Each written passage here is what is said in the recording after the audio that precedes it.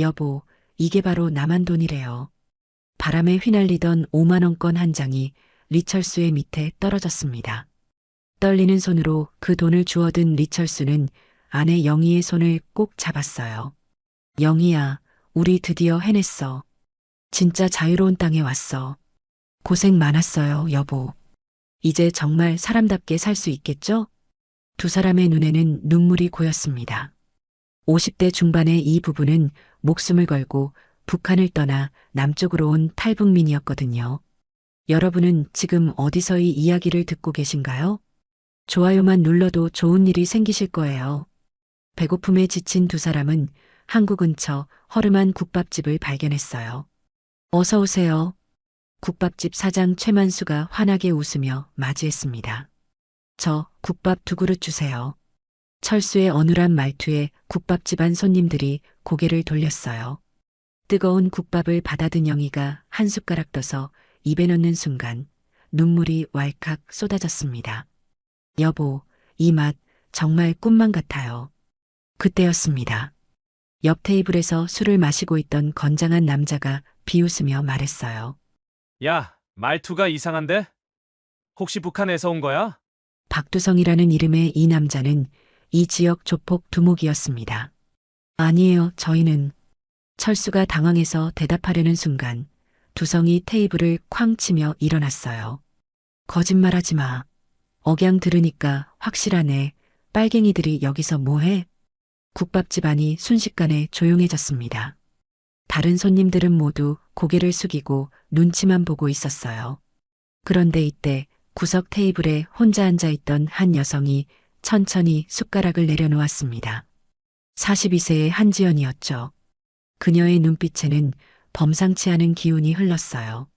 두성은 냉소적인 웃음을 지으며 탈북 부부에게 다가갔어요. 야, 너희들 말이야. 여기가 어디인 줄 알고 함부로 들어온 거야? 철수는 아내를 감싸며 떨리는 목소리로 말했습니다. 죄송합니다. 저희는 그냥 배가 고파서. 배가 고프다고? 두성이 비웃으며 부하들을 돌아봤어요. 야들아, 이 빨갱이들 진짜 웃기지 않냐?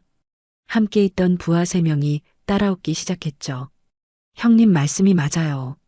북한에서 뭐 먹고 살았길래 남한 밥이 맛있다고 하지? 영희가 남편의 팔을 꼭 잡으며 작은 목소리로 속삭였어요. 여보, 우리 그냥 나가요. 하지만 두성이 그들 앞을 막아섰습니다. 누가 나가라고 했어? 여기 들어온 값은 치르고 나가야지. 값이요? 저희 국밥값은 계산했는데요. 철수가 주머니에서 돈을 꺼내 보이자 두성이 그 돈을 낚아챘어요. 이게 뭐야? 고작 이것밖에 없어? 우리 땅에서 밥 먹었으면 세금도 내야지. 국밥집 사장 최만수가 눈치를 보며 말했습니다. 박 형님, 그만 좀 하세요. 손님들이 다 보잖아요. 만수야, 너는 가만히 있어. 빨갱이들은 가만두면 안 돼. 두성의 협박에 최만수도 입을 다물었어요. 다른 손님들도 모두 침묵하며 고개만 숙이고 있었습니다. 70대 할아버지 한 분이 작은 목소리로 중얼거렸어요. 쯧쯧 저런. 60대 아주머니도 걱정스러운 눈빛으로 탈북 부부를 바라봤습니다. 불쌍하네 정말. 하지만 아무도 나서지는 못했어요. 박두성이 이 동네에서 얼마나 무서운 사람인지 다들 알고 있었거든요. 두성이 다시 철수에게 다가가더니 말했어요. 어이 빨갱이, 나만 와서 밥 먹으려면 규칙을 알아야지. 규칙이요? 그래, 규칙. 우리한테 인사비 내고 앞으로 이 동네에서 장사할 거면 상납금도 내야 해. 영희가 남편을 막아서며 말했습니다. 저희는 장사할 생각 없어요. 그냥 지나가다 밥만 먹으려고. 그냥? 이 아줌마가 여기가 내 집 앞마당이야? 두성이 목소리를 높이자 부하들도 덩달아 으름장을 놓기 시작했어요. 형님 말씀이 맞지. 이런 것들 때문에 우리나라가 망하는 거라고요. 그치, 얌전히 북한에나 있지. 왜 여기까지 와? 철수가 떨리는 목소리로 말했습니다. 저희가 뭘 잘못했나요? 잘못했냐고? 야, 존재 자체가 잘못이야. 두성이 주먹을 쥐며 위협했어요. 바로 그때 구석 테이블에 한지연이 천천히 일어났습니다. 그녀의 움직임에 모든 사람의 시선이 집중됐어요. 저기요. 지연의 차분한 목소리가 국밥집 안에 울려 퍼졌습니다. 지연의 차분한 목소리에 두성이 고개를 돌렸어요. 뭐야? 아줌마는 뭔데? 보고만 있자니 영 불편하네요. 지연이 담담하게 말했습니다. 두성이 지연을 위아래로 훑어보더니 비웃었어요. 보기 안 좋다고? 아줌마 이 판에 괜히 끼어들면 다쳐. 저분들이 뭘 잘못했는데 그렇게 하세요? 지연은 전혀 위축되지 않았습니다. 잘못했냐고? 야, 이 빨갱이들이 우리나라 와서 설치는 것만으로도 죄지. 두성이 목소리를 높이자 부하들도 덩달아 소리쳤어요. 맞아요. 형님 말씀이 맞다고요. 아줌마도 자빨이에요? 하지만 지연은 미동도 하지 않았습니다. 저분들도 똑같은 사람이에요. 똑같은 사람이라고? 하? 두성이 코웃음을 쳤어요. 아줌마는 세상 물정을 모르네. 이런 놈들이 얼마나 위험한지 알아? 위험하다고요? 저한테는 그냥 배고픈 사람들로 보이는데요. 철수가 지연 앞으로 나서며 고개를 숙였어요. 아주머니, 괜찮으니까 신경 쓰지 마세요. 저희 때문에 피해 보시면 안 되니까요. 영희도 남편과 함께 말했습니다. 맞아요. 저희가 조용히 나갈게요. 하지만 두성이 문 앞을 막아섰어요. 야, 누가 나가라고 했어? 이제 이 아줌마까지 버릇없이 굴어서 기분 더 나빠졌잖아. 두성이 지연에게 성큼 다가가더니 위협적인 목소리로 말했어요. 아줌마, 마지막으로 한 번만 더 말할게. 여기서 꺼져. 지연은 한 걸음도 물러서지 않았습니다. 싫은데? 뭐라고? 저는 제 밥값 다 내고 앉아있는 손님이에요. 그리고 저분들도 마찬가지고요. 국밥집 안의 다른 손님들은 숨을 죽이고 지켜보고 있었어요. 최만수 사장이 걱정스럽게 말했습니다. 아가씨, 괜한 일에 휘말리지 마세요. 박두성이가 얼마나 무서운 사람인지. 하지만 지연은 전혀 흔들리지 않았습니다. 두성이 부하들에게 눈짓을 했어요. 야들아, 이 아줌마 예의 좀 가르쳐드려라. 네 형님. 부하 한 명이 지연에게 다가가려는 순간이었습니다. 지연이 차분하게 말했어요. 손대지 마세요. 뭐? 이 미친 아줌마가. 부하가 지연의 어깨를 잡으려던 순간 놀라운 일이 벌어졌습니다. 지연이 번개같이 움직였어요. 부하의 손목을 잡고 살짝 비튼 것뿐인데 그 부하는 으악 소리를 내며 바닥에 주저앉았습니다. 국밥집 안이 순식간에 조용해졌어요. 모든 사람들이 믿을 수 없다는 표정으로 지연을 바라봤습니다. 뭐야? 두성이 당황한 목소리로 말했어요. 나머지 부하 2명이 동시에 달려들었지만 지연은 침착하게 대응했습니다. 한 명은 팔꿈치로 명치를 가볍게 치고 다른 한 명은 발목을 걸어 넘어뜨렸어요. 아이고. 3명의 부하가 모두 바닥에 나뒹굴고 있었습니다. 철수가 놀라서 말했어요. 아주머니, 대단하세요. 영희도 감탄했습니다. 와, 액션 영화 같아요. 하지만 두성의 얼굴은 새빨갛게 달아올랐어요. 이 계집이 감히. 두성이 주머니에서 휴대폰을 꺼내더니 누군가에게 전화를 걸기 시작했습니다. 성우야, 지금 당장 애들 다 데리고 만순의 국밥집으로 와. 지연이 팔짱을 끼며 말했어요. 친구들 부를 거예요? 왜 이제 겁나나? 전화 저편에서 큰 소리가 들렸어요. 형님, 무슨 일이에요? 이게 말이 많아. 그냥 빨리 오라고. 애들 다 데리고. 전화를 끄는 두성이 비웃으며 말했습니다. 어이 아줌마, 금방 후회하게 될 거야. 그때 국밥집 밖에서 오토바이 소리가 들려오기 시작했어요. 부르릉, 부르릉. 한 대, 2대, 점점 더 많은 소리가 국밥집 주변으로 모여들었습니다. 왔어. 두성이 승리의 미소를 지으며 말했어요. 바닥에 쓰러져 있던 부하들이 일어나면서 기세를 되찾았습니다. 형님, 이제 저 아줌마 끝났어요.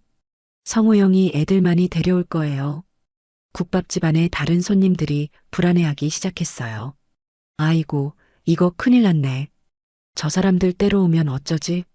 최만수 사장이 지연에게 다가와서 속삭였습니다. 아가씨, 정말 위험해져요. 지금이라도 뒷문으로 나가세요. 박두성이 부르는 애들은 장난이 아니에요. 하지만 지연은 고개를 저었습니다. 괜찮아요. 괜찮다니요? 몇십 명이 올 텐데. 철수가 다급하게 말했습니다. 아주머니, 저희 때문에 이런 일이. 정말 죄송해요. 우리가 그냥 나갈게요. 영희도 눈물을 글썽이며 말했어요.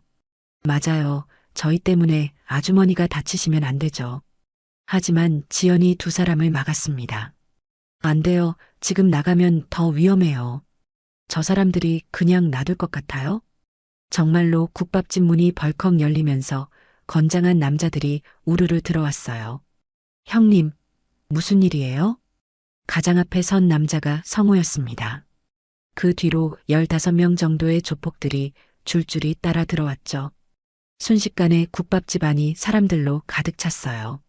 다른 손님들은 벌벌 떨며 구석으로 몸을 피했습니다. 아이고, 이게 무슨 일이야. 할머니 한 분이 작은 목소리로 중얼거렸어요. 두성이 지연을 손가락으로 가리키며 소리쳤습니다. 저 아줌마야. 우리 애들 혼자서 다 때려 눕혔어. 성우가 지연을 위아래로 훑어보더니 어이없다는 듯 웃었어요. 뭐, 이 아줌마가요? 웃을 일이 아니야. 진짜라니까. 바닥에서 일어난 부하들이 볼멘 소리를 했어요. 성우 형, 진짜예요. 저 아줌마 뭔가 이상해요. 손놀림이 보통이 아니었다고요. 하지만 성우는 여전히 믿지 않는 표정이었어요. 그래도 아줌마 하나가 우리 애들을? 지연이 조용히 입을 열었습니다. 다들 그만 돌아가세요. 성우가 터져나오듯 웃었어요. 하하, 뭐라고? 아줌마가 우리 보고 돌아가라고? 네, 더 늦기 전에요. 조폭들 사이에서 웃음소리가 터져나왔습니다. 야, 이거 진짜 재밌네. 아줌마 배짱 좀 보라고. 하지만 지연의 표정은 진지했어요. 성우가 지연 앞으로 성큼 다가왔습니다. 아줌마, 우리가 몇 명인지 봤어? 지연이 주위를 둘러보더니 말했습니다. 15명 정도 되는 것 같네요.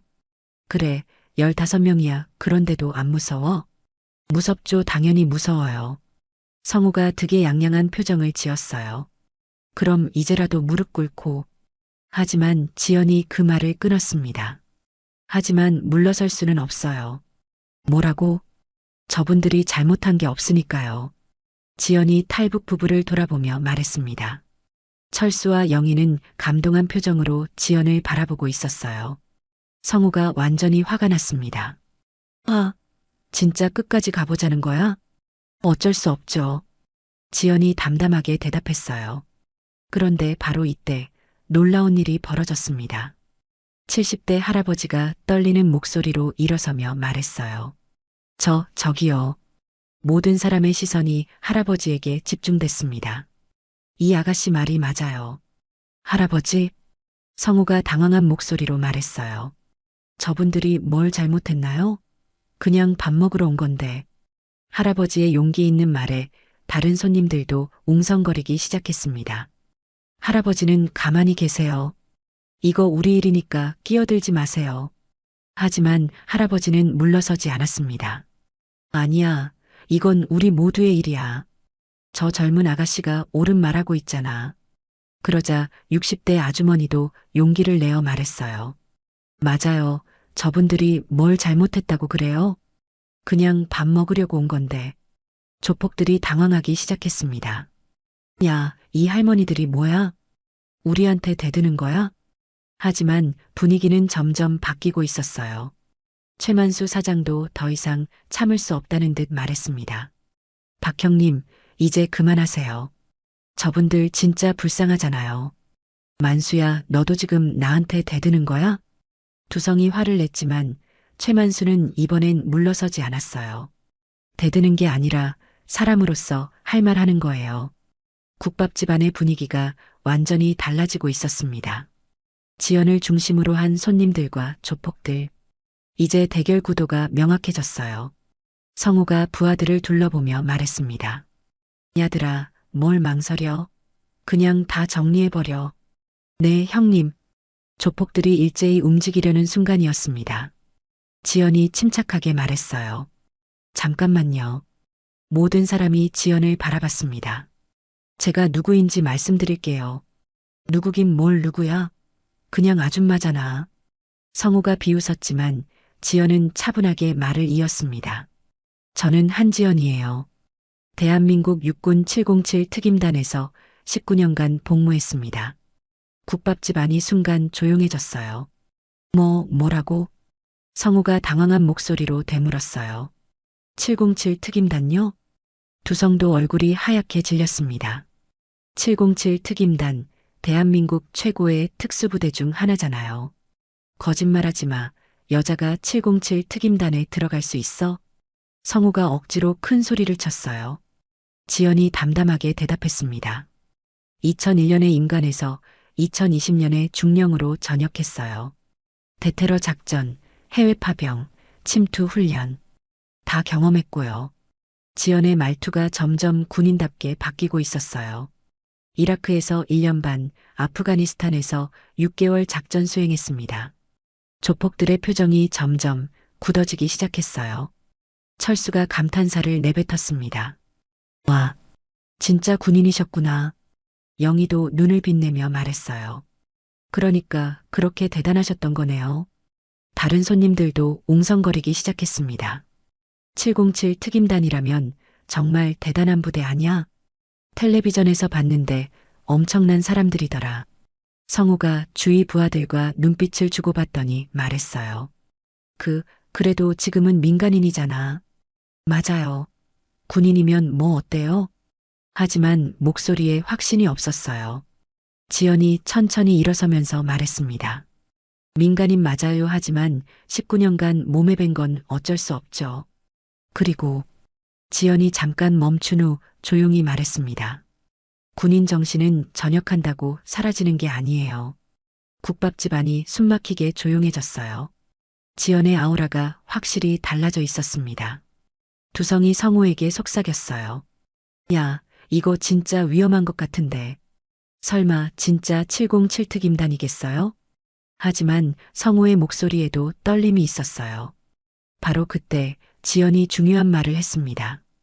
여러분께 마지막으로 말씀드릴게요. 조폭들이 긴장하며 지연을 바라봤어요. 지금 돌아가세요. 더 늦으면 후회할 수도 있어요. 성우가 억지로 웃으며 말했어요. 후회라고? 야, 우리가 뭘 후회해? 하지만 그 순간 예상치 못한 일이 벌어졌습니다. 국밥집 밖에서 사이렌 소리가 들려왔어요. 비용, 비용. 경찰차야? 조폭 하나가 창문을 통해 밖을 내다봤습니다. 모든 사람의 표정이 긴장으로 굳어졌어요. 경찰차 2대가 국밥집 앞에 멈춰섰어요. 이런, 누가 신고했지? 성우가 당황하며 중얼거렸습니다. 두성이 재빨리 부하들에게 지시했어요. 야들아, 조용히 해. 그냥 밥 먹으러 온 것처럼. 네, 형님. 조폭들이 황급히 자리에 앉으려 했지만 이미 늦었어요. 국밥집 문이 열리면서 경찰관 4명이 들어왔습니다. 여기서 소란 신고가 들어왔는데 무슨 일이에요? 앞장선 경찰관이 국밥집 안을 둘러보며 말했어요. 최만수 사장이 다가가며 말했습니다. 아, 경찰관님, 별일 없어요. 하지만 경찰관의 눈에는 이상한 분위기가 포착됐어요. 별일 없다고요? 그런데 왜 이렇게 많은 사람들이? 나이든 경찰관이 지연에게 다가왔습니다. 아주머니, 혹시 무슨 일 있었어요? 지연이 잠깐 망설였어요. 경찰이 와서 상황이 정리되는 것도 좋지만 지금은 괜찮아요, 경찰관님. 정말 괜찮으세요? 그때 철수가 용기를 내어 말했습니다. 경찰관님, 저희가 괴롭힘을 당했어요. 뭐라고? 영희도 덩달아 말했어요. 저 사람들이 저희를 빨갱이라고 하면서 두성이 화들짝 놀라며 손을 저었어요. 아, 아니에요, 경찰관님. 오해예요. 우리가 언제 그랬어요? 하지만 다른 손님들도 하나둘 증언하기 시작했어요. 맞아요, 경찰관님. 저 사람들이 먼저 시비 걸었어요. 70대 할아버지가 떨리는 목소리로 말했습니다. 이 아가씨가 말리려다가 위험한 상황이 됐어요. 60대 아주머니도 거들었어요. 사람이 이렇게 많이 와서 협박하고 경찰관이 두성을 노려보며 말했어요. 박두성 씨죠? 또 문제 일으키셨어요? 아니에요, 김경희님. 진짜 오해예요. 두성이 당황해서 변명했지만 경찰관의 표정은 차가웠어요. 오해라고요? 그럼 이 많은 사람들이 왜 여기 있는 거예요? 성우가 끼어들며 말했습니다. 저희 그냥 밥 먹으러 왔어요. 밥 먹으러 15명이 몰려와요? 경찰관이 어이없다는 듯 말했어요. 신분증 다 꺼내세요. 조폭들이 어쩔 수 없이 신분증을 꺼내기 시작했어요.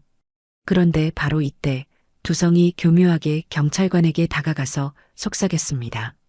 김경희님, 잠깐만 이야기 좀. 김경희가 두성과 함께 구석으로 가서 뭔가 이야기를 나눴어요. 지연이 그 모습을 지켜보며 불안한 표정을 지었습니다. 잠시 후 김경희가 돌아와서 말했어요.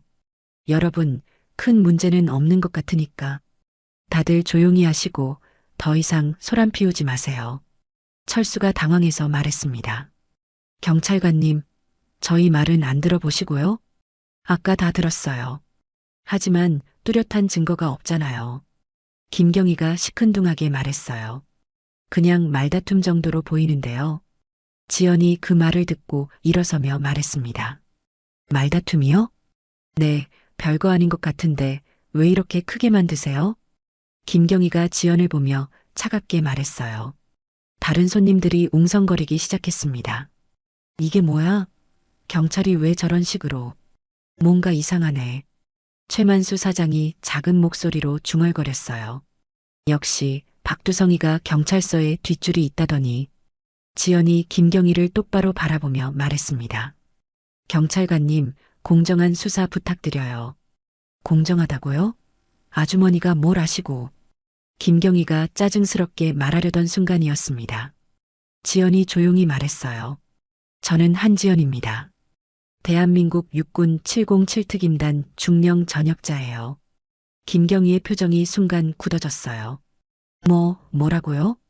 국밥집안의 분위기가 또다시 긴장으로 가득 찼습니다. 과연 이 상황이 어떻게 풀릴까요? 김경희가 지연을 다시 한번 자세히 바라봤어요. 707 특임단이라고요? 네, 2001년 임관에서 2020년 중령으로 전역했습니다. 지연이 차분하게 대답했어요. 김경희의 태도가 조금 달라지기 시작했습니다.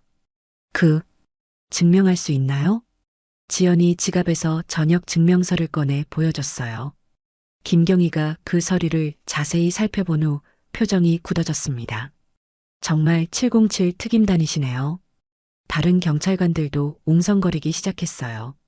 와, 진짜 특수부대 출신이에요? 707 특임단이면 정말 대단한 부대인데. 두성이 이 상황을 보며 초조해하기 시작했습니다. 김경희님, 그래도 지금은 민간인이잖아요. 맞아요. 과거가 뭐가 중요해요? 하지만 김경희는 두성을 제지했어요. 박 씨, 조용히 해요. 그러고는 지연에게 정중하게 말했습니다. 중령님, 정확히 무슨 일이 있었는지 말씀해 주시겠어요? 지연이 차근차근 설명하기 시작했어요. 저 탈북민 부부분들이 국밥을 드시고 계셨는데 박두성 씨가 빨갱이라고 하면서 괴롭히기 시작했어요. 돈을 빼앗고 세금을 내라고 협박했습니다. 김경희가 두성을 노려보며 말했어요. 박두성? 정말 그랬어요? 아니에요. 그냥 농담으로. 농담이라고요? 철수가 떨리는 목소리로 말했습니다. 경찰관님, 저희 돈을 빼앗아 갔어요. 영희도 눈물을 글썽이며 말했어요. 무서워서 떨고 있었는데 이 아주머니가 도와주셨어요. 다른 손님들도 하나둘 증언했습니다. 맞아요. 저 사람들이 먼저 시비 걸었어요. 이 아가씨가 말리려다가 위험해진 거라고요. 최만수 사장도 용기를 내어 말했어요. 경찰관님, 박두성이가 정말로 협박했어요. 사람들 많이 불러서 위협하고. 김경희가 두성에게 다가가며 말했습니다. 박두성, 지금까지 몇 번 봐줬는데 이번엔 707 특임단 출신 분까지 나서셨어요. 더 이상은 안 될 것 같은데요? 두성이 당황해서 말했어요. 김경희님, 저희가 평소에 얼마나 잘. 그만해요. 김경희가 단호하게 말을 끊었습니다. 다들 경찰서로 가죠. 정식으로 조사받을 거예요. 조폭들이 웅성거리기 시작했어요. 형님, 어떻게 해요? 이거 진짜 큰일 난 것 같은데. 하지만 두성은 아직 포기하지 않았어요. 주머니에서 핸드폰을 꺼내며 말했습니다. 김경희님, 제가 윗선에 한번 연락을. 그런데 바로 그때 지연이 조용히 말했어요. 그러실 필요 없을 것 같은데요. 뭐? 제 동기 중에 경찰청에 있는 사람들이 꽤 있거든요. 지연이 자신의 핸드폰을 꺼내 보이며 말했습니다. 혹시 필요하면 연락해 볼까요? 두성의 얼굴이 하얗게 질렸어요. 707 특임단 출신의 인맥이라면 성우가 두성에게 속삭였습니다. 형님, 이거 정말 위험한 것 같아요. 우리 그냥 사과하고 끝내는 게. 김경희도 상황을 파악했는지 말했습니다. 박두성, 어떻게 할 거예요? 계속 버틸 건가요? 아니면 깔끔하게 정리할 건가요? 두성이 지연과 탈북 부부를 번갈아 바라보며 고민에 빠졌어요. 두성이 한참을 고민하더니 갑자기 비웃음을 터뜨렸어요. 하하, 좋아. 정말 좋아. 김경희가 의아한 표정을 지었습니다. 박두성, 뭐가 좋다는 거예요? 김경희님, 미안하지만 저는 안 가요. 두성이 당당하게 말했어요. 뭐라고? 조사 안 받겠다고요? 아니에요. 받을 건 받죠. 하지만 여기서가 아니라. 두성이 다시 핸드폰을 꺼내며 말했습니다. 다른 분께 직접 오시라고 할게요. 다른 분이요? 김경희가 당황했어요. 두성이 전화를 걸기 시작했습니다. 여보세요? 과장님? 네, 박두성입니다. 지연의 표정이 굳어지기 시작했어요. 지금 좀 급한 일이 생겼는데, 네네, 만순의 국밥집이에요. 김경희가 두성의 전화를 빼앗으려 했지만 두성이 피했어요. 707 특임단 출신이라는 아줌마가 우리를 괴롭히고 있어요. 뭐라고? 지연이 믿을 수 없다는 표정을 지었습니다. 네네, 한지연이라고 하네요. 한번 확인해 보세요. 두성이 지연을 보며 음흉한 미소를 지었어요. 아, 그리고 과장님? 이 아줌마가 2019년에 무슨 사고 쳤다던데, 네네. 지연의 얼굴이 순간 하얗게 질렸습니다. 철수가 걱정스러운 목소리로 말했어요. 아주머니, 무슨 말인지 모르겠지만, 괜찮아요. 지연이 억지로 침착함을 유지하려 했지만, 손이 미세하게 떨리고 있었어요. 두성이 전화를 끊고 말했습니다. 김경희님, 잠깐만 기다리시면 돼요. 곧 윗분이 오실 거예요. 김경희가 당황해서 말했어요. 윗분이요? 누가 오신다는 거예요? 그건 오시면 알게 될 거예요. 바로 그때 국밥집 밖에서 검은색 승용차가 멈춰 섰어요. 차에서 내린 중년 남자가 국밥집으로 들어왔습니다. 정장을 단정하게 입고 카리스마 있는 인상의 50대 남자였어요. 박두성? 아, 과장님, 오셨군요. 두성이 반갑게 인사했어요. 김경희가 그 남자를 보더니 얼굴이 굳어졌습니다. 최 과장님? 김경희, 고생이 많네. 최 과장이라 불린 남자가 김경희에게 말했어요. 그러고는 지연을 바라보며 말했습니다. 당신이 한지연 씨군요. 지연이 긴장하며 대답했어요. 네, 맞습니다. 707 특임단에서 19년간 복무하셨다고? 네. 그럼 2019년 아프가니스탄 작전도 기억하시겠네요. 지연의 표정이 일그러졌습니다. 그건 어떻게? 김상윤 하사 사건 말이에요. 최 과장의 말에 지연이 크게 동요했어요. 그 일을 어떻게 아세요? 철수와 영희가 걱정스러운 표정으로 지연을 바라봤습니다. 다른 손님들도 분위기가 심상치 않다는 걸 느끼고 있었어요. 최 과장이 냉소적인 미소를 지으며 말했습니다. 한지연 씨, 당신 때문에 동료가 죽었다면서요? 그만해요. 지연이 처음으로 목소리를 높였습니다. 작전 지휘관으로서 잘못된 판단을 했고 그 결과가 김상윤 하사의 죽음이었죠. 최 과장이 차갑게 말을 끊었어요. 국밥 집안이 숨막히는 침묵에 빠졌습니다. 지연의 과거에 무슨 일이 있었던 걸까요? 그리고 이 최 과장은 대체 누구일까요? 상황이 예상과 완전히 다른 방향으로 흘러가고 있었어요. 최 과장이 지연을 바라보며 표정을 바꿨어요. 한지연 씨. 네. 정말로 그 일 때문에 괴로워하고 있었군요. 지연이 고개를 숙였습니다. 매일 생각해요. 그날 제가 다른 판단을 했다면. 최 과장이 한숨을 쉬며 말했어요. 사실 저도 그 작전에 관여했었습니다. 뭐라고요? 지연이 깜짝 놀라며 고개를 들었어요. 국정원 아프가니스탄 파견팀 최민수 과장입니다. 최 과장이 신분증을 보여주며 말했습니다. 그날 작전 정보를 제공한 사람이 바로 접니다. 국밥 집안의 모든 사람들이 숨을 죽였어요. 과장님이. 네. 저희 정보가 부정확했어요. 최 과장의 목소리에 무게가 실렸습니다. 적의 위치 정보가 잘못되었고 그 때문에 김상윤 하사가. 지연의 눈이 커졌어요. 그럼 제 잘못이 아니었다는 건가요? 잘못이 없었다고 할 순 없어요. 하지만 최 과장이 지연을 똑바로 바라보며 말했습니다. 책임은 저에게도 있었어요. 두성이 당황해서 말했어요. 과장님, 그럼 왜 아까는? 확인하고 싶었습니다. 최 과장이 두성을 보며 말했어요. 한지연 씨가 정말 반성하고 있는지 아니면 그냥 넘어가려는 건지. 그래서 일부러 모질게 말한 거였어요. 철수가 이해할 수 없다는 표정을 지었습니다. 무슨 말씀인지. 최 과장이 지연에게 다가가며 말했습니다. 한지연 씨, 당신은 진짜 군인이에요. 네.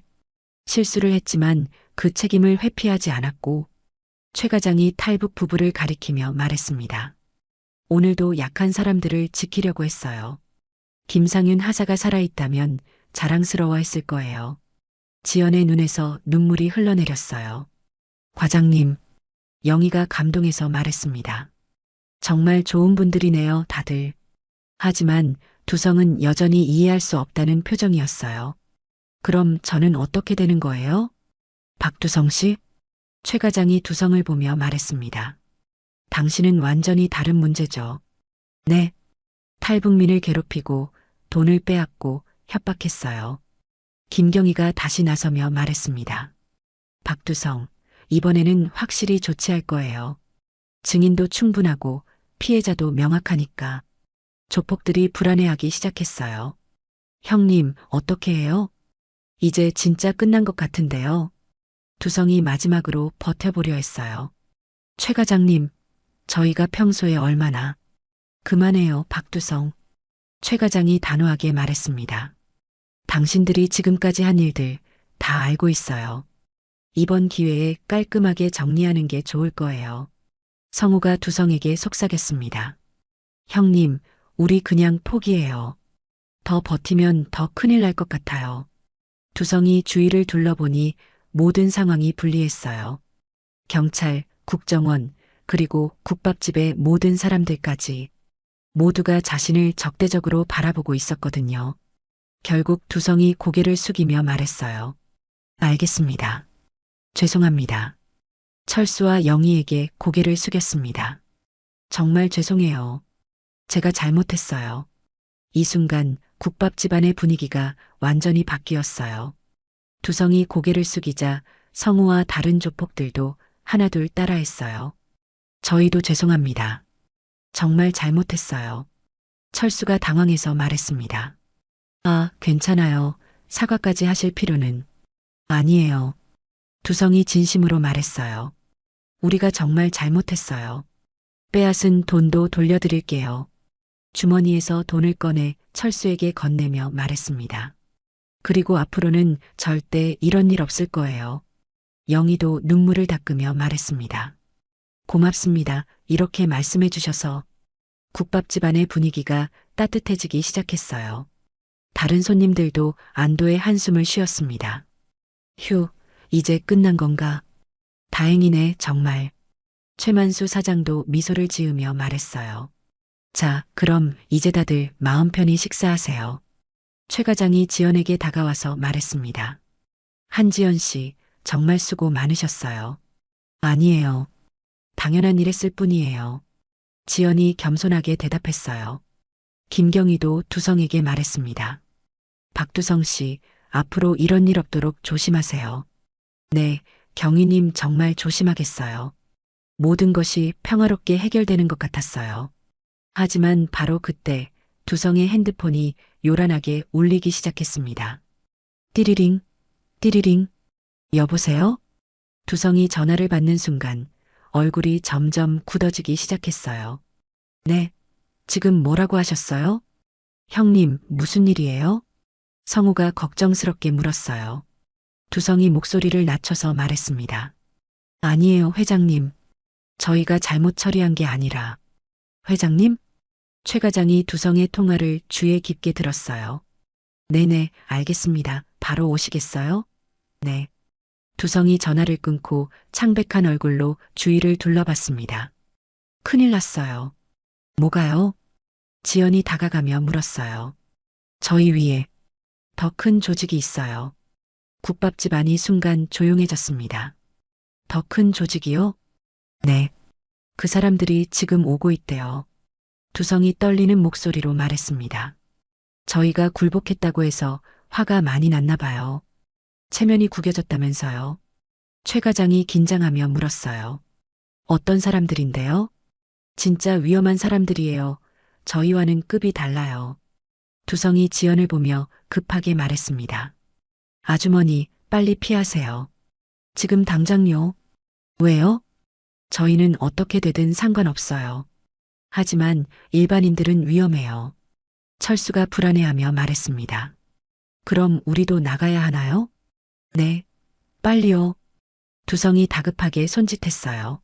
하지만 이미 늦었습니다. 국밥집 밖에서 검은색 승용차 여러 대가 동시에 멈춰 섰거든요. 차에서 내린 사람들은 이전의 조폭들과는 차원이 다른 위압감을 풍겼어요. 정장을 단정하게 입고 움직임도 훈련받은 사람들 같았습니다. 왔다. 두성이 절망적인 표정으로 중얼거렸어요. 성우와 다른 조폭들도 벌벌 떨기 시작했습니다. 형님, 어떡해요? 우리 진짜 죽는 거 아니에요? 국밥집 문이 천천히 열리면서 정장을 입은 50대 남자가 들어왔습니다. 그 뒤로 10명 정도의 사람들이 일사불란하게 따라 들어왔는데 모두 범상치 않은 분위기였어요. 다른 손님들이 공포에 떨며 구석으로 몸을 피했습니다. 아이고, 이게 뭔 일이야. 무서워라. 정장 남자가 차가운 목소리로 말했습니다. 박두성, 회장님. 두성이 벌벌 떨며 고개를 깊숙이 숙였어요. 설명해봐, 도대체 무슨 일인지. 회장이라 불린 남자가 국밥집 안을 천천히 둘러보며 말했습니다. 그의 시선이 지연에게 멈춰 섰어요. 당신이 한지연이군요. 지연이 긴장하며 대답했어요. 네. 707 특임단 출신이라던데? 흥미롭네요. 회장의 입가에 차가운 미소가 떠올랐습니다. 최 과장이 신분증을 꺼내며 나섰어요. 국정원 최민수 과장입니다. 여기서 소란 피우지 마세요. 하지만 회장은 전혀 개의치 않았어요. 국정원이든 뭐든 상관없어요. 우리 조직원들이 굴욕당했는데 그냥 넘어갈 순 없죠. 김경희도 다가가며 말했습니다. 지금 당장 나가세요. 여기서 협박하면 체포할 거예요. 회장이 비웃으며 말했어요. 체포라고? 경찰서장하고 골프 치는 사이인데 뭐가 문제죠? 상황이 다시 험악해지기 시작했어요. 이 사람들은 두성 일당과는 완전히 다른 수준이었습니다. 진짜 조직폭력배의 보스 같은 위압감이 느껴졌거든요. 회장이 지연을 똑바로 바라보며 말했어요. 한지연 씨, 우리 애들한테 무술 좀 가르쳐줬다면서요? 가르쳤다기보다는 겸손하지 마세요. 707 특임단 실력이 어느 정도인지 궁금했거든요. 회장이 부하들에게 눈짓을 했습니다. 그러자 건장한 남자 2명이 앞으로 나왔어요. 이들은 두성 일당과는 완전히 달랐습니다. 움직임부터가 훈련받은 사람들 같았거든요. 잠깐만요. 최 과장이 나서며 말했습니다. 여기서 폭력은 안 됩니다. 폭력이라고요? 이건 그냥 실력 테스트예요. 회장이 냉소적으로 웃었어요. 철수가 지연 앞으로 나서며 말했습니다. 안 돼요. 아주머니는 저희를 도와주신 분이에요. 할아버지, 물러서세요. 회장의 부하가 철수를 밀쳤어요. 아, 철수가 바닥에 넘어지자 영희가 급히 달려갔습니다. 여보, 괜찮아요? 지연의 표정이 차갑게 굳어졌어요. 저분한테 손대지 마세요. 오, 화났나요? 회장이 재미있다는 듯 말했어요. 그럼 더 재미있겠는데? 하지만 바로 이때 놀라운 일이 벌어졌습니다. 70대 할아버지가 떨리는 다리로 일어서서 말했어요. 아, 너희들. 할아버지? 회장이 의아한 표정을 지었어요. 이 아가씨한테 왜 그래? 할아버지, 위험하니까 가만히 계세요. 회장의 부하가 협박했지만 할아버지는 물러서지 않았습니다. 위험하긴 뭐가 위험해. 나이 먹은 사람이 잘못된 걸 보고 가만히 있을 순 없지. 그러자 60대 아주머니도 일어섰어요. 맞아요. 이 아가씨가 뭘 잘못했다고. 최만수 사장도 국자를 들고 나왔습니다. 여기는 제 가게예요. 나가세요. 회장이 어이없다는 표정을 지었어요. 뭐야, 이 사람들. 죽고 싶어서 환장했나? 하지만 국밥집 손님들은 계속 일어나고 있었어요. 우리가 지켜야지, 이 아가씨를. 그래요. 우리도 사람이에요. 지연이 감동한 표정으로 말했습니다. 여러분, 위험해요. 물러서세요. 안 돼요, 아가씨. 할아버지가 지팡이를 짚으며 말했어요. 당신이 우리를 지켜줬으니까 이번엔 우리가 지킬 차례예요. 회장이 점점 짜증이 나기 시작했어요. 야들아, 이 할아버지들 좀 정리해. 네, 회장님. 부하들이 움직이려는 순간이었습니다. 지연이 앞으로 나서며 말했어요. 저와 하세요. 다른 사람들은 건드리지 마세요. 그래요, 그게 좋겠네요. 회장이 만족한 듯 말했어요. 하지만 조건이 있어요. 조건이요? 당신이 지면 여기 있는 모든 사람들이 우리에게 사과해야 해요. 그리고 이 탈북자들은 우리가 데려가는 거예요. 철수와 영희가 겁에 질린 표정을 지었어요. 지연이 잠시 고민하다가 말했습니다. 알겠어요. 대신 제가 이기면? 이기면? 회장이 웃으며 말했어요. 이길 수 있을 것 같아요? 상대가 둘이고 우리 최고 실력자들인데? 해보지 않으면 모르죠. 지연의 목소리에 결의가 담겨 있었어요. 좋아요. 그럼 시작하죠. 회장이 손을 들자 2명의 부하가 지연을 향해 다가오기 시작했어요. 이들의 움직임은 일반 조폭들과는 확실히 달랐습니다. 무술을 제대로 배운 사람들 같았거든요. 국밥집 안의 모든 사람들이 숨을 죽이고 지켜봤어요. 2명의 부하가 지연을 향해 동시에 움직였어요. 하지만 지연은 침착했습니다. 첫 번째 남자가 주먹을 휘두르는 순간 지연이 몸을 낮춰 피했어요. 헛! 두 번째 남자가 뒤에서 발차기를 날렸지만 지연은 이미 옆으로 몸을 돌린 상태였습니다. 빠르네. 회장이 감탄하며 말했어요. 하지만 부하들도 만만하지 않았어요. 첫 번째 남자가 팔꿈치로 지연의 옆구리를 노렸고 두 번째 남자는 다리를 걸어 넘어뜨리려 했어요. 지연이 위기에 몰렸습니다. 위험해. 철수가 소리쳤어요. 그런데 바로 그 순간 지연이 놀라운 움직임을 보여줬어요. 첫 번째 남자의 팔을 잡아 돌리면서 두 번째 남자 쪽으로 밀어냈습니다. 뭐야? 두 사람이 서로 부딪히는 사이 지연이 정확한 손날을 날렸어요. 탁! 탁! 2명 모두 명치를 잡고 쓰러졌습니다. 국밥집 안에서 박수 소리가 터져 나왔어요. 와, 대단해. 역시 707 특임단. 하지만 회장의 표정은 오히려 더 차가워졌어요. 흥미롭네요. 역시 특수부대 출신답네. 하지만 이제부터가 진짜예요. 회장이 손을 들자 이번에는 4명의 부하가 동시에 나왔어요. 4명이나요? 지연이 당황한 기색을 보였습니다. 약속과 달라요. 약속? 회장이 비웃었어요. 나는 공정한 승부라고 한 적 없어요. 이건 실력 테스트가 아니라 응징이거든요. 최 과장이 나서며 소리쳤어요. 이건 너무 불공정해요. 불공정이라고? 회장이 최 과장을 째려보며 말했어요. 그럼 당신도 끼어들 건가요? 바로 그때 놀라운 일이 벌어졌습니다. 최만수 사장이 국자를 들고 앞으로 나왔어요. 그래요. 저도 끼어들 거예요. 뭐? 이 아가씨 혼자 4명을 상대하는 건 말이 안 돼요. 70대 할아버지도 지팡이를 들고 일어섰어요. 나도. 할아버지, 위험해요. 지연이 말렸지만 할아버지는 흔들리지 않았습니다.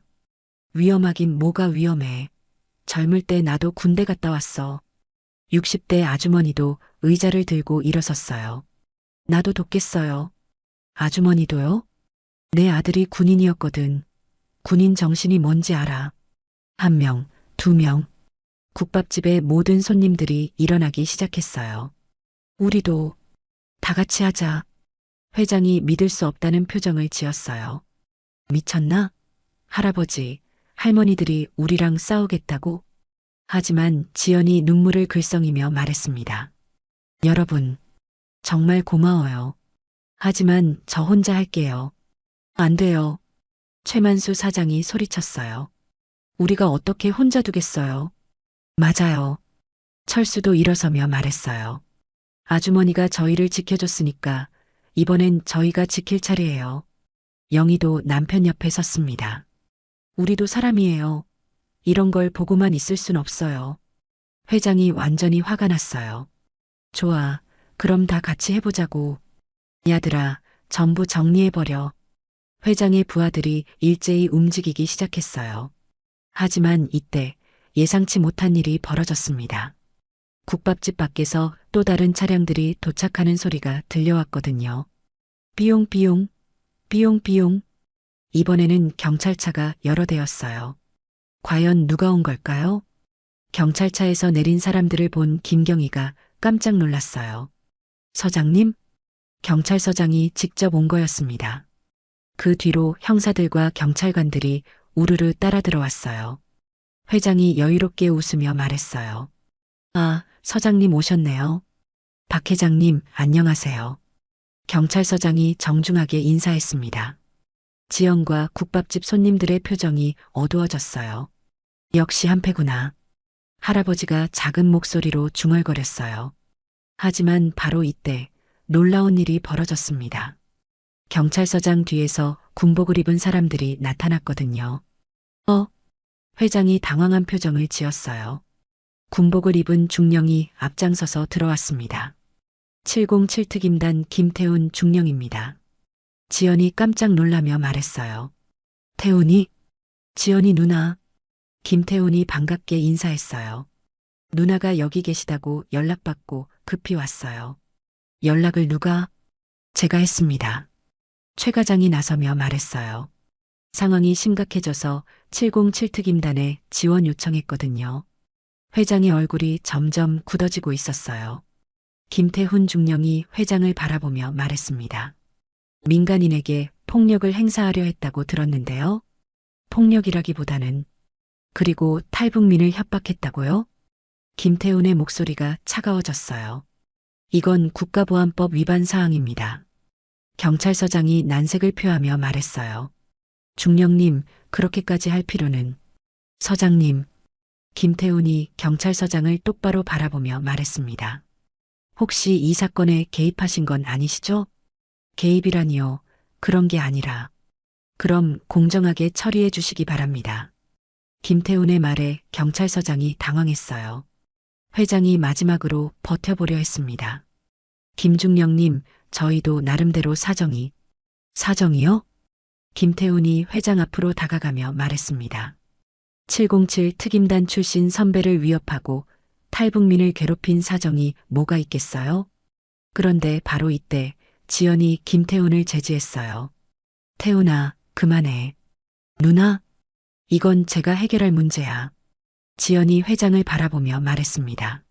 아까 승부 이야기했죠? 네. 제가 이겼으니까 약속 지키세요. 회장이 어이없다는 표정을 지었어요. 이긴 게 언제예요? 아직 끝나지도 않았는데. 끝났어요. 지연이 단호하게 말했습니다. 저는 혼자가 아니었거든요. 지연이 국밥집 손님들을 돌아보며 말했어요. 이분들이 저와 함께 싸우려고 하셨어요.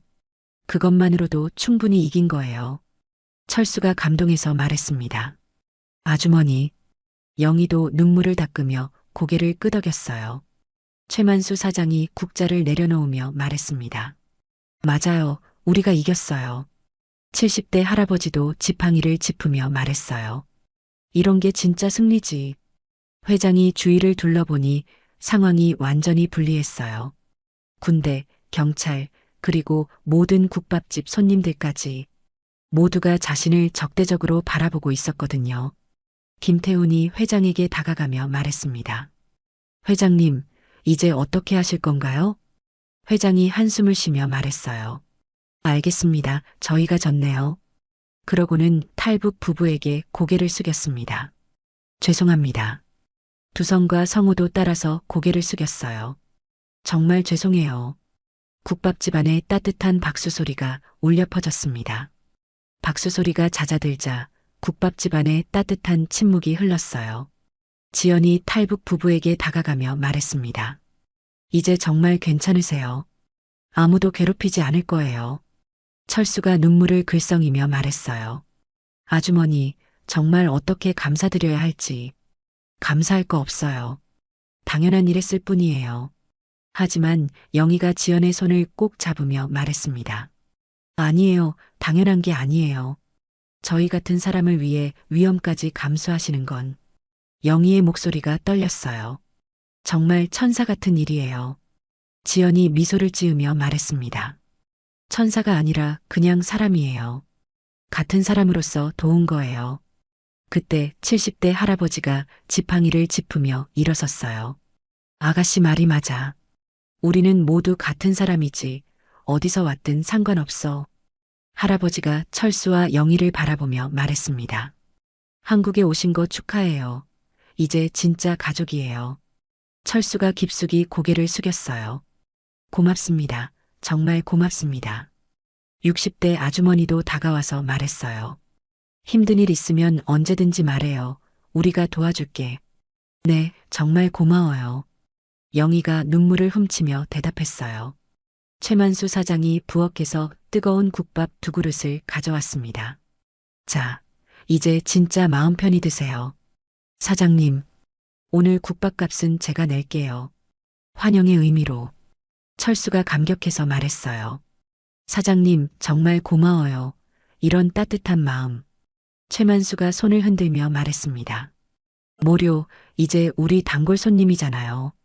김태훈 중령이 지연에게 다가와서 말했어요. 누나, 정말 자랑스러워요. 뭐가? 전역했어도 여전히 군인다우시네요. 김태훈이 진심으로 말했습니다. 김상윤 하사님도 하늘에서 자랑스러워 하실 거예요. 지연의 눈에 눈물이 맺혔어요. 태훈아, 누나는 실수한 게 아니에요. 최선을 다한 거예요. 그리고 오늘도 최선을 다하셨고요. 최 과장도 지연에게 다가와서 말했습니다. 한지연 씨, 당신 같은 사람이 있어서 이 나라가 희망적이에요. 과장님, 과거의 상처 때문에 주저앉지 않고 다시 일어나서 남을 도우시는 모습. 최 과장이 감동한 표정으로 말했습니다. 진정한 용기라고 생각합니다. 지연이 고개를 숙이며 말했어요. 저는 그냥 제가 해야 할 일을 했을 뿐이에요. 해야 할 일이라고요? 철수가 물었어요. 네, 군인이었든 민간인이든. 지연이 국밥집 안의 모든 사람들을 바라보며 말했습니다. 약한 사람을 지키는 게 강한 사람의 의무라고 생각해요. 그리고 오늘 깨달았어요. 지연의 목소리에 힘이 들어갔어요. 저 혼자서는 아무것도 할 수 없었을 거예요. 여러분이 함께 해주셨기 때문에 가능했던 일이에요. 할아버지가 웃으며 말했어요. 아가씨가 먼저 용기를 보여줬으니까 우리도 용기 낼 수 있었지. 그래요. 다른 손님들도 동의했어요. 아가씨 덕분에 우리도 변했어요. 이제는 잘못된 걸 보면 그냥 넘어가지 않을 거예요. 회장이 부하들과 함께 국밥집을 나가면서 말했습니다. 오늘 좋은 교훈을 얻었습니다. 앞으로는 이런 일 없도록 하겠어요. 두성도 마지막으로 지연에게 인사했어요. 아주머니, 정말 죄송했어요. 그리고 고마워요. 고맙다고요? 네, 저희가 얼마나 잘못 살았는지 알게 해주셔서. 두성이 진심으로 말했습니다. 앞으로는 다르게 살겠어요. 경찰들과 군인들도 하나둘 나가기 시작했어요. 김태훈이 마지막으로 지연에게 말했습니다. 누나, 혼자 괴로워하지 마세요. 동료들이 항상 누나를 지지하고 있어요. 지연이 고개를 끄덕이며 말했어요. 고마워, 태훈아. 국밥집에는 다시 평화가 찾아왔어요. 철수와 영희가 뜨거운 국밥을 먹으며 행복한 표정을 지었습니다. 여보, 정말 꿈 같아요. 맞아요. 이제 진짜 자유로워진 것 같아요. 지연이 그들을 바라보며 미소를 지었어요. 그리고 창밖을 바라보며 혼잣말로 중얼거렸습니다. 상윤아 미안해. 그리고 고마워. 내 덕분에 다시 시작할 용기를 얻었어. 최만수 사장이 지연에게 따뜻한 국밥 한 그릇을 가져다 주며 말했어요. 아가씨도 드세요. 오늘 정말 고생 많았어요. 고마워요, 사장님. 지연이 국밥을 한 숟가락 떠서 입에 넣었어요. 따뜻하고 진한 국물 맛이 온몸에 퍼졌습니다. 맛있어요. 그럼요. 우리 집 국밥은 정말 맛있거든요. 국밥집 안에 웃음소리가 가득 찼어요. 지연이 국밥을 먹으며 생각했습니다. 과거의 실수는 현재의 선행을 막을 수 없어. 오늘 이분들을 만나서 정말 다행이야. 그리고 나도 다시 시작할 수 있을 것 같아. 해설자의 목소리가 잔잔하게 깔렸습니다. 여러분, 힘은 지배하기 위한 것이 아닙니다. 진정한 힘은 약한 사람을 지킬 때 빛을 발하는 거예요. 그리고 혼자서는 할 수 없는 일도 함께하면 가능해집니다. 사람을 출신이나 과거로 판단하지 마세요. 진짜 중요한 건 지금 여기서 어떤 선택을 하느냐입니다. 화면이 서서히 페이드 아웃 되면서 국밥집에 따뜻한 불빛만 남았어요. 탈북 부부는 진정한 환대를 받았고 지연은 새로운 희망을 찾았습니다. 그리고 평범한 사람들도 용기를 내어 함께할 수 있다는 걸 보여준 하루였어요. 모든 이야기가 따뜻한 여운을 남기며 마무리되었습니다. 감동기억 채널이었습니다.